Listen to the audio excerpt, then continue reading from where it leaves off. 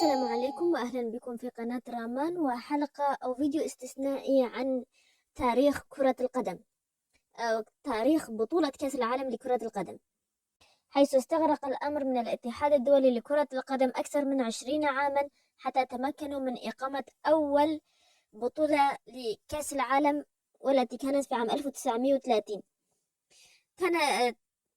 والتي أقيمت في الأوروغواي، بما أنها في ذلك الزمن كانت لديها المنتخب الأقوى، حيث فازت في أولمبياد كرة القدم مرتين على التوالي.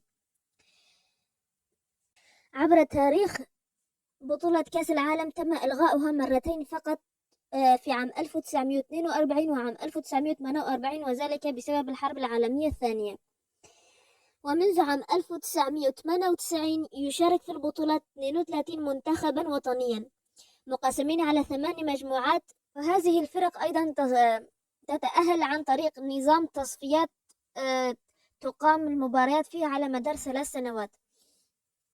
وقد شهدت النسخ 20 لكأس العالم منذ عام 1930 إذا حسبناها إلى الآن سوف تكون قد أقيمت 20 بطولة لكأس العالم، فازت بها 8 منتخبات وطنية للدول، منها والأبرز المشاركين البرازيل، حيث لم تغب عن أي بطولة، شاركت في كل البطولات وفازت في 5 بطولات، ومنها 2 متتاليتان، حيث فازت في بطولات عام 1948 وعام 1962 هاتان البطولتان متتاليتان، وفي عام 1970 وعام 1994 وعام 2002 فازت في 5 بطولات.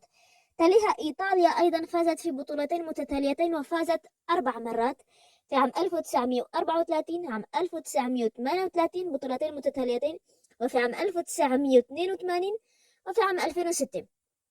ألمانيا أيضا فازت في 4 بطولات لكأس العالم، عام 1954 وعام 1974 عام 1990 وعام 2014، بينما فازت منتخبات كل من الأرجنتين والأورغواي والفرنسا باللقب مرتين، وفازت منتخبات إسبانيا وإنجلترا باللقب مرة واحدة فقط.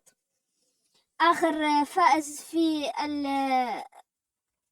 في اللقب هو المنتخب الفرنسي، حيث فاز في أولمبياد عام 2018 الذي أقيم في روسيا.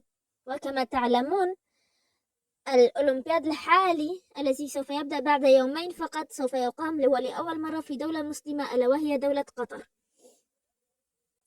والآن أخبرونا حسب توقعاتكم، من هو المنتخب الذي سوف يفوز في هذه البطولة؟ يمكن أن تكتبوا ذلك توقعاتكم في التعليقات، وأيضا إذا كان لديكم أي أسئلة أو استفسارات يمكنكم مشاركتها معنا أو معلومات تريدون إضافتها، وأيضا يمكنكم متابعة انستغرام رامان.